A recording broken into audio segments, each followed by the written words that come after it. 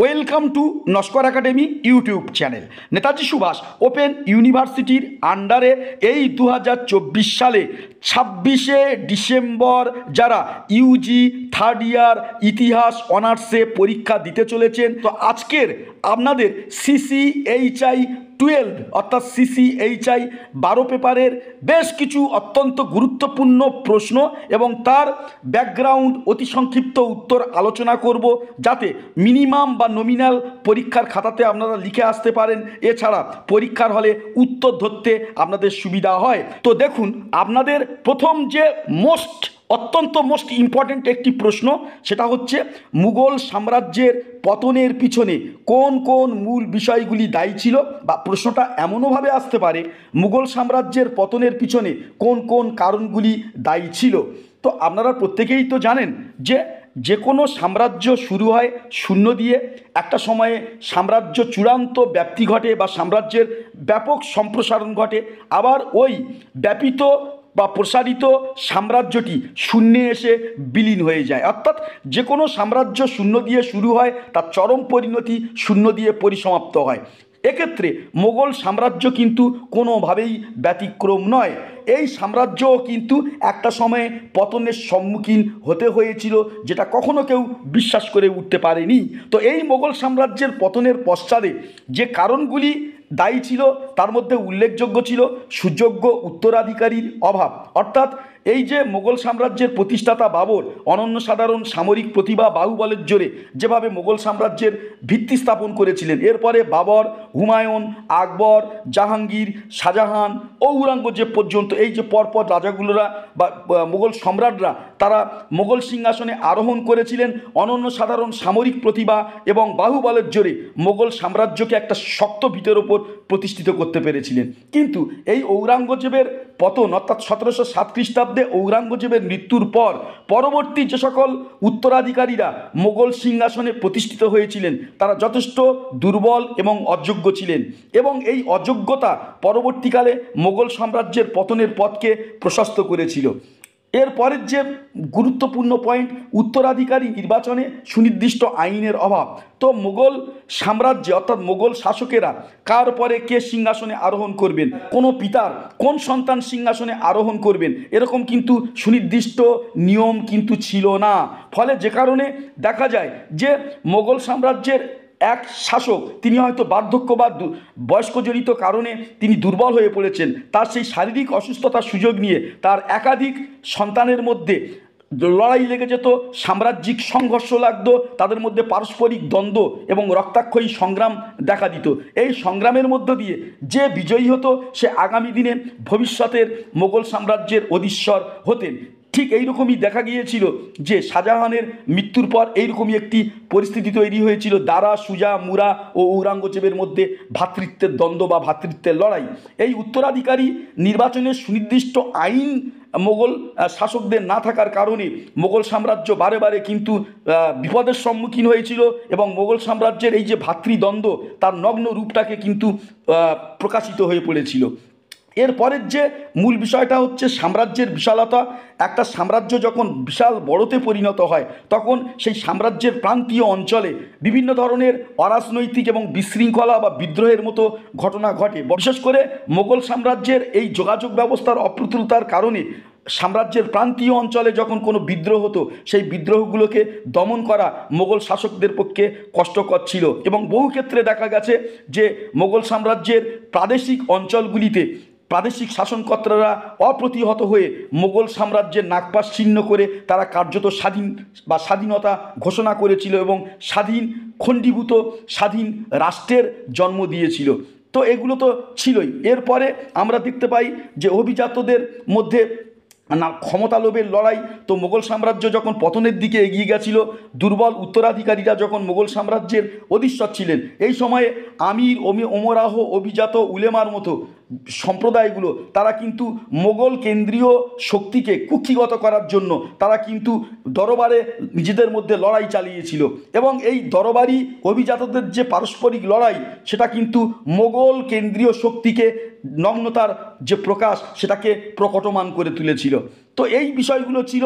এছাড়া হচ্ছে সামরিক বাহিনীর দুর্বলতা, বাবর, হুমায়ুন, আকবর, জাহাঙ্গীর, শাহজাহান, ঔরঙ্গজেব পর্যন্ত আমরা দেখি যে মোগল সামরিক বাহিনী যথেষ্ট শক্তিশালী ছিল, কিন্তু পরবর্তীকালে ঔরঙ্গজেবের পরবর্তী যারা জেনারেশন ছিল তাদের আমলে কিন্তু সেইভাবে মোগল শক্তি সুসংগত ছিল না, দুর্বল হয়ে পড়েছিল সামরিক বাহিনী।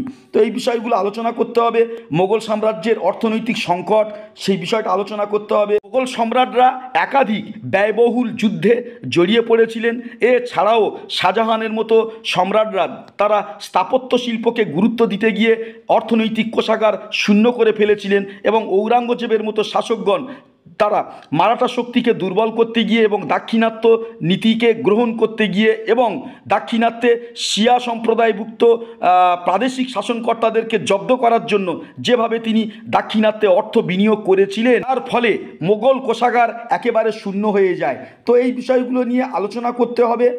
তো যাই হোক, মোগল সাম্রাজ্যের জাগিরদারি যে সংকট হয়েছিল সেটাও আলোচনা করতে হবে, এবং মোগল সাম্রাজ্যের জাতীয় বোধের অভাব, জাতীয় চেতনার অভাব, এবং এছাড়াও অভ্যন্তরীণ বিশৃঙ্খলা এবং সামাজিক অর্থনৈতিক অবক্ষয় যখন মুঘল সাম্রাজ্যের মূল শক্তি ও সংহতিকে বিনষ্ট করছে, তখন পারস্য সম্রাট নাদির শাহের ভারত আক্রমণ মুঘল সাম্রাজ্যকে ধ্বংসের মুখে পরিচালিত করেছিল। এর পাশাপাশি মোগল সাম্রাজ্যের চরম অবসান বা মোগল সাম্রাজ্যের একেবারে পূর্ণ সলিল সমাধিঘাটে ভারতবর্ষের বুকে ব্রিটিশ সাম্রাজ্যবাদী শাসনের আগ্রাসন নীতির কারণে। এই বিষয়গুলো আপনারা একটু গুছিয়ে লেখার চেষ্টা করবেন। এরপরের গুরুত্বপূর্ণ প্রশ্নটি হলো, মুঘল সাম্রাজ্যের অবক্ষয়ের ক্ষেত্রে আর্থসামাজিক সংকট কতটা দায়ী ছিল? তো আপনারা জানেন যে মুঘল সাম্রাজ্যের অবক্ষয়ের পিছনে কিছু আর্থসামাজিক সংকট অবশ্যই দায়ী ছিল। যেমন ক্রমবর্ধমান রাজস্বের চাহিদা বৃদ্ধি, মোগল শাসকরা তাদের অর্থনৈতিক কোষাগারকে সমৃদ্ধশালী করার জন্য মোগল সম্রাটরা তারা তাদের প্রজাদের উপরে ক্রমবর্ধমান রাজস্বের চাহিদা বৃদ্ধি করে চলেছিলেন। এছাড়াও জমিদারদের অত্যাচারের পরিমাণ দিনকে দিন বেড়ে গেছিল অতিরিক্ত রাজস্ব সংগ্রহের কে টার্গেট করে।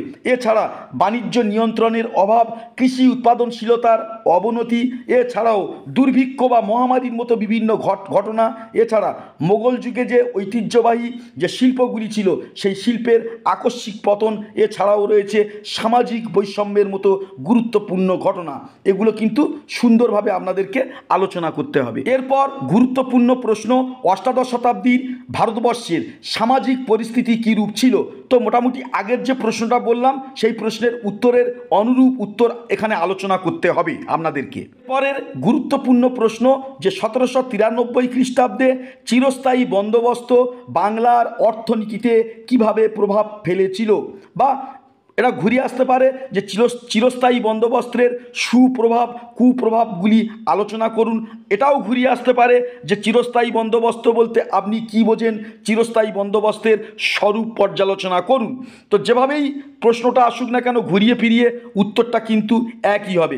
আপনারা প্রত্যেকেই জানেন যে 1793 খ্রিস্টাব্দে লর্ড কর্নওয়ালিস চিরস্থায়ী বন্দোবস্ত প্রবর্তন করেন, এবং এই চিরস্থায়ী বন্দোবস্তে বলা হয় যে একটা নির্দিষ্ট দিনে সূর্যাস্তের পূর্বে জমিদাররা তার সংগৃহীত রাজস্ব, যেটা কৃষকদের কাছ থেকে সংগ্রহ করেছেন, সেই সংগৃহীত রাজস্ব সরকারি কোষাগারে কিন্তু জমা করতে হবে, এবং জমিদাররা যদি নির্দিষ্ট দিনে সূর্যাস্তের পূর্বে সংগৃহীত রাজস্ব সরকারি কোষাগারে জমা করতে পারে, তাহলে সেই সকল জমিদাররা তারা চিরস্থায়ী জমির মালিকে পরিণত হবে, বংশানুক্রমিকভাবে জমিদারি ভোগ করবে। কিন্তু কোনো জমিদার নির্দিষ্ট দিনে সূর্যাস্তের পূর্বে সংগৃহীত রাজস্ব সরকারি কোষাগারে যদি জমা না দিতে পারে, তাহলে তাদের জমিকে বাজেয়াপ্ত করা হবে। তো এই যে চিরস্থায়ী বন্দোবস্ত, এই চিরস্থায়ী বন্দোবস্ত বাংলার অর্থনৈতিক কাঠামোতে একটা বড় ধরনের পরিবর্তন এনেছিল।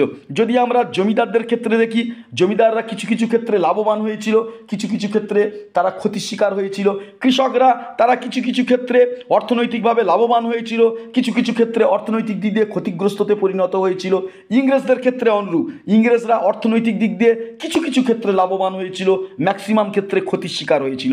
এই বিষয়গুলো পর্যালোচনা করতে হবে। যাক, পরের অত্যন্ত একটি গুরুত্বপূর্ণ প্রশ্ন যে পলাশী যুদ্ধের গুরুত্ব আলোচনা করুন এবং পলাশী যুদ্ধের পরবর্তী বাংলার বুক থেকে কিভাবে সম্পদ নিষ্কাশন হয়েছিল তা মনোজ্ঞ বিবরণ দিন। এটা ঘুরিয়ে ফিরিয়ে আসতে পারে বা এরকম আসতে পারে, পলাশী যুদ্ধের পিছনে কি কারণ দায়ী ছিল, পলাশী যুদ্ধের গুরুত্ব কী ছিল, বা এরকমভাবে আসতে পারে পলাশী যুদ্ধের গুরুত্ব আলোচনা করুন এবং পলাশী যুদ্ধের পর বাংলা তথা ভারতের বুক থেকে কিভাবে সম্পদ নিষ্কাশন হয়েছিল। তো আপনারা প্রত্যেকেই জানেন যে 1757 খ্রিস্টাব্দে পলাশীর যুদ্ধ সংগঠিত হয়েছিল বাংলার নবাব সিরাজদৌলার সাথে ইস্ট ইন্ডিয়া কোম্পানির প্রধান রবার্ট ক্লাইভের মধ্যে।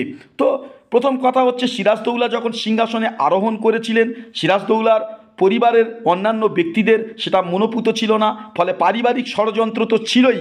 সিরাজদৌলার বড় মাসি ঘসটি বেগম, সিরাজদৌলার অপর মাসির এক পুত্র শওকাত জং, তারা সিরাজদৌলাকে সিংহাসনচ্যুত করার জন্য ইংরেজদের সঙ্গে গভীর ষড়যন্ত্রে লিপ্ত হয়েছিল। পরবর্তীকালে ইংরেজদের সঙ্গে বিভিন্ন ধরনের মতানৈক্যের জায়গা তৈরি হয়েছিল সিরাজদৌলার, যেমন উপঢৌকন সংক্রান্ত বিরোধ, আশ্রয়দান সংক্রান্ত বিরোধ, দস্তক সংক্রান্ত বিরোধ এবং দুর্গ নির্মাণ সংক্রান্ত বিরোধ। ঠিক এই জায়গায় থেকে দাঁড়িয়ে সিরাজের সঙ্গে ইংরেজদের সম্পর্ক যখন একেবারে তলানিতে ঠেকে, ঠিক এই জায়গায় দাঁড়িয়ে সিরাজদৌলা ইংরেজদের কলকাতায় অবস্থিত ফোর্ট উইলিয়াম দুর্গ আক্রমণ করে বসেন এবং ফোর্ট উইলিয়াম দুর্গে প্রহরারত ইংরেজ সৈনিকদেরকে গ্রেপ্তার করে এনে তিনি একটি অন্ধকার ঘরে, এবং যেখানে হাওয়া বা অক্সিজেনের প্রচুর অপ্রতুলতা রয়েছে, জানলা একেবারেই নেই বললে চলে, দরজা একেবারে ছোট্ট, সেই রকমই একটি অস্বাস্থ্য ঘরে এই বিপুল পরিমাণে ইংরেজ সৈন্যদেরকে গাদায় গাদায় রেখে দিয়েছিলেন এবং পরে দরজা বন্ধ করে দেন। এবং সেখানে অক্সিজেনের ঘাটতির অভাবে ইংরেজ সৈনিকদের একটা বড় অংশ মারা গেছিল, যেটাকে অন্ধকূপ হত্যা নামে খ্যাত।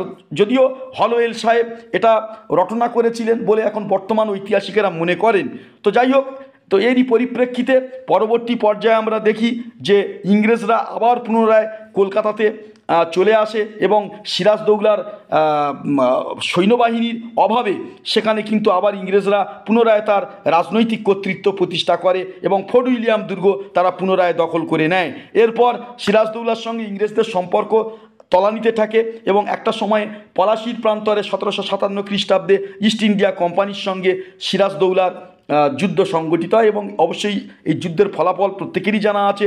সিরাজদৌলা শোচনীয়ভাবে পরাজিত হন এবং রণক্ষেত্রে মির্জাফরের পুত্র মিরন এই সিরাজদৌলাকে কিন্তু হত্যা করেছিলেন।